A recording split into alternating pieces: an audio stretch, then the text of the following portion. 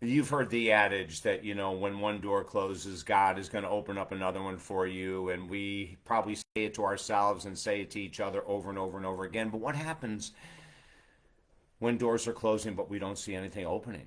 How do we handle that? How do we keep our faith? How do we keep our love of God, love of the divine, love of the divine Father, love of divine Mother? I love all of these titles because they all work.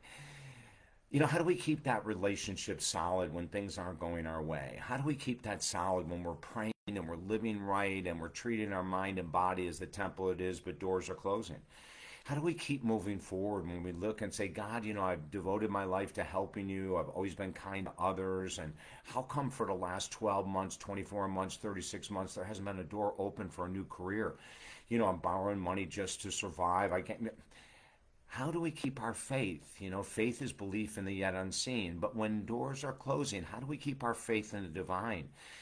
I have had some of the most amazing teachers in my life, and they all say the same thing to me. They've said it in different ways, different analogies, etc. But the divine is always there. Source is always there. Divine Father, Divine Mother is always there. And they've never left us. And even though doors aren't opening as quickly as we as human beings want, it doesn't mean they're not opening. I just had a great session with a client today who's going into a new career, and she's all excited, so super excited. She's doing demo reels for TV, demo reels for radio. She's on fire. And I said, what have your instructors told you at the school you're at? And she said, oh my God, every one of them is telling me the same thing. I said, what's that? She said, would you please be patient?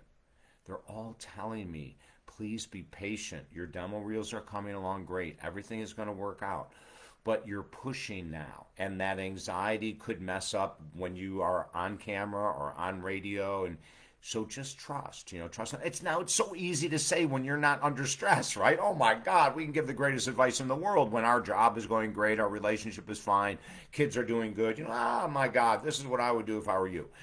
But if it's your situation, it's a totally different ball game. I'll never forget in the late 80s. I was traveling the world 40 weeks a year as a speaker. And I had this company approach me and say, hey, listen, we see the work you're doing and we want to take over your booking. We can actually get you paid at a much higher rate than you are right now. We take a percentage. And so, if you will, for the next 9, 10 months, don't book any of your speaking because as of January 1st, which was just a short time away, we are going to be having you booked crazily and it's going to be fun and blah, blah, blah. So I bid it, right? I didn't do enough research into the company. That's my fault. I didn't do, what I should have done. And so on December 27th, I'll never forget, I emailed them and said, hey, listen, in 5, 6 days, I'm supposed to start to speak for you. I don't have anything lined up. This is where all my income basically is coming from. Please send me my schedule of speaking for the first 3 to 4 weeks of January so I know what to expect income wise, what to expect of where I'm going. And I got this response back: we've decided to move in a new direction. And when I pushed and said, we have a contract, they said, go ahead, do anything you want legally. We'll just file bankruptcy. You're not getting a penny, and we've already moved on. Good luck. Oh my God, right? One of the biggest doors in my life closed in my face. And so here I am.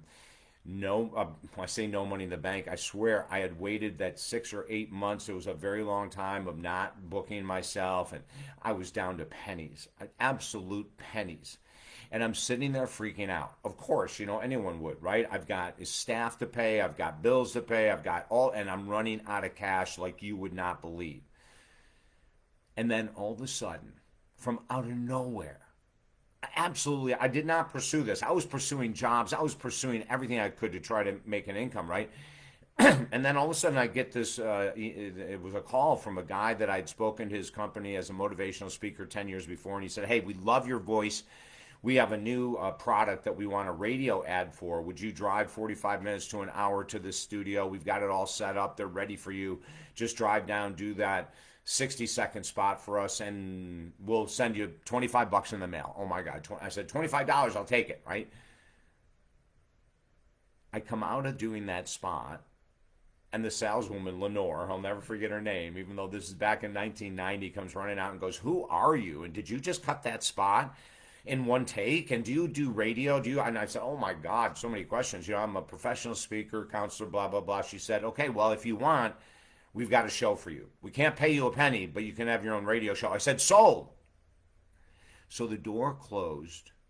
I was down to no money whatsoever. Now, this may not seem like a door opening, and all of a sudden the divine says, David, we know it's hard. You've been filled with anxiety, but you've never given up. You're constantly looking. This is my interpretation of what the divine might be thinking.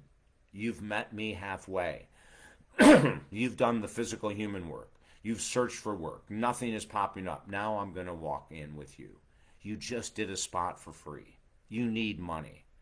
For $25, and you need a lot more money than that.